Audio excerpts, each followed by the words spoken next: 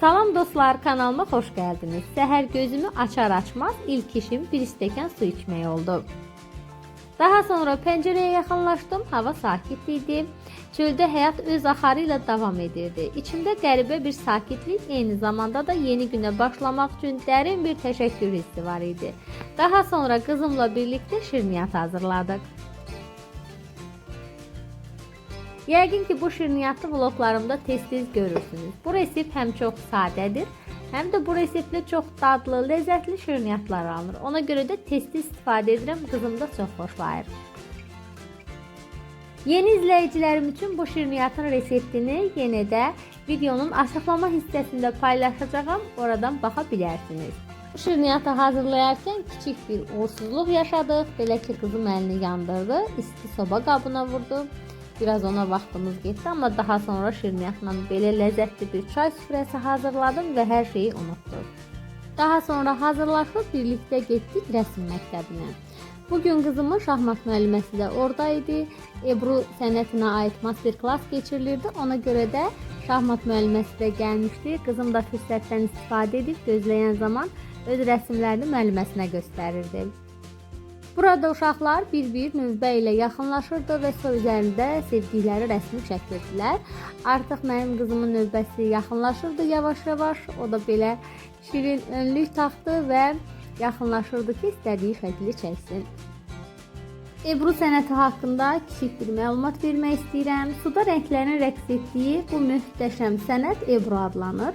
Əsrlərlə yaşı olan bu sənət su ilə boyanın bir yerdə yaratdığı sehirli bir dünyadır. Mən ümumiyyətlə rəsm çəkməyi, rəngləməyi çox sevirəm. Ebru isə sadəcə rəsmdən ibarət deyil. Bu, içindəki duyğuları kağıza, sakitliyi suya köçürməkdir. Hər damcı bir hiss, hər fırça zərbəsi bir nağıl kimidir. Bugün bu möhtəşəm sənət ilə qızım da yaxından tanış oldu. Onun boyaları seçməsi, fırçanı sevə-sevə suya batırması, hər biri məni çox sevindirir, çox sevgi ilə yanaşırdı. Uşaqlar ümumiyyətlə yaratmağı çox sevirlər. Azad şəkildə, səhv etmədən qızım da bugün su üstündə öz xəyallarında olan rəsmi çəkdi.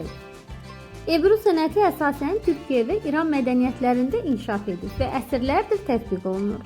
Ebru sözünün mənası bulud kimi dalğalı deməkdir. Bu sənətdə xüsusi hazırlanmış, sıxlaşdırılmış su üzərində təbii boyalar damladılaraq şəkillər çəkilir. Boyalar suyun üzərində yayılır və çubuq, daraq, fırça vasitəsilə ona müxtəlif formalar verilir. Sonda isə yaradılan rəsm əvvəlcədən hazırlanmış kağıza köçürülür. Hər bir Ebru əsəri təkrarsız və unikal olur. Yəni eyni naxış ikinci dəfə yaradıla bilinir.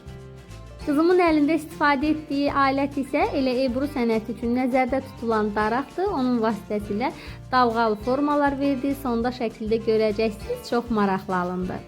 Bu kənardan bəlkə də sadə görünür, kağız, rəng, bir qab su, amma əslində bu qızımın həyatında dərin iz buraxacaq bir gündür, mən belə düşünürəm. Biz birlikdə Ebru sənəti ilə tanış olduq, məşğul olduq, o çəkdi, mən izlədim, birlikdə çox gözəl anlar keçirdik. Uşaqlar hər şeyi hiss edir, biz nə qədər yorğun olsaq da bir neçə dəqiqə onlarla birlikdə, onların iç dünyasına enirik və onlarla birlikdə oluruq, bu onlara çox yaxşı təsir edir. Bugün qızımın beynində, şuur altında belə kodlanacaq. Anamla birlikdə keçirdiyim anlar dəyərlidir. Mən dəyərliyəm, mən bacarıram, mən sevilirəm.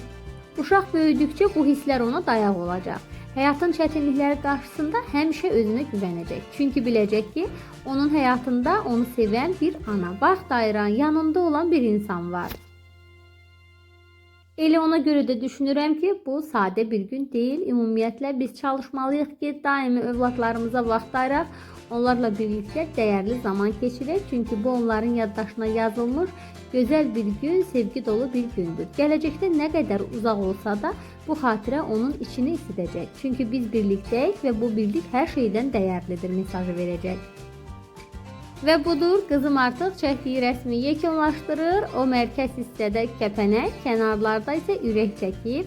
Ürəyin birini mən, birini isə özü düşünür, belə izah etdi mənim üçün. Budur, artıq onu kağızın üzərinə köçürürlər və çox möhtəşəm, gözəl bir rəsm alındı. Dünyadakı bütün uşaqlar sevgi ilə böyüsün, sağlam olsun, gülsün, oynasın, qarnı tox, qəlbi şən, yuxusu rahat olsun. Bütün uşaqlar dəyərlidir və sevilməyə layiqdirlər. Burada isə bugün bu master klassda iştirak edən uşaqların əl işləri idi. Hamısı çox maraqlı, çox şirin idilər. Diqqətlə hər birinə baxdım, həqiqətən zövq aldım. Artıq burada işlərimizi yekunlaşdıq və düşündük ki, elə qızımı şahmat müəlliməsində görmüşkən birlikdə gedək, hardasa əyləşək, bir çay içək və söhbətləşək. Ona görə də yavaş-yavaş biz aşağı endik və hər ikimizin zövqünə uyğun bir məkan məsləhətləşdik ki, ora gedək və yollandıq həmin məkana. Və mənim üçün çox doğma, gündə 100 dəfə gəlsəm də bezmədiyim gözəl Gəncə küçələri ilə irəliləyirik. Ətrafı da çəkirəm ki, siz də görəsiniz. Daha sonra bu gözəl məkana gəldik. Adı Sankremadır. Gəncə şəhərində Gəncə Molla üzbəüz yerləşir. Çox ləzzətli, dadlı şirniyyatlar olur. Bir dəfə də burada olmuşduq. Və ürəyimiz istəyən şirniyyatı seçirik və 2 fincan da çay sifariş edirik. Qızım isə özü üçün meyvə şirəsi götürür. Əyləşirik, söhbət edə-edə birlikdə çayımızı içirik. Bu xanımla söhbətimiz çox yaxşı tutur. İkimiz də sanki eyni auradayıq, eyni maraq dairəsindəyik. Ona görə onunla vaxt keçirmək mənə çox xoşdur. Qızım da burada vaxtını dəyərləndirib şəkil çəkir. Daha sonra evə gəlirik. Onun gözəl belə bir hədiyyəsi var. Elə bu hədiyyəni də onun üçün şahmat müəlliməsi almışdı. Evə çatar-çatmaz hədiyyəsini açır. İçindəki şokoladlara, onun üçün alınmış fincana diqqətlə baxır və çox sevinir. Buradan da onun müəlliməsinə çox təşəkkür edirik. Hədiyyəni qızım çox bəyəndi. Burada isə sizinlə sağollaşmaq istəyirəm. İzlədiyiniz üçün hər birinizə təşəkkür edirəm. Sevgi ilə qalın. Yeni videolarda görüşənə qədər hələlik.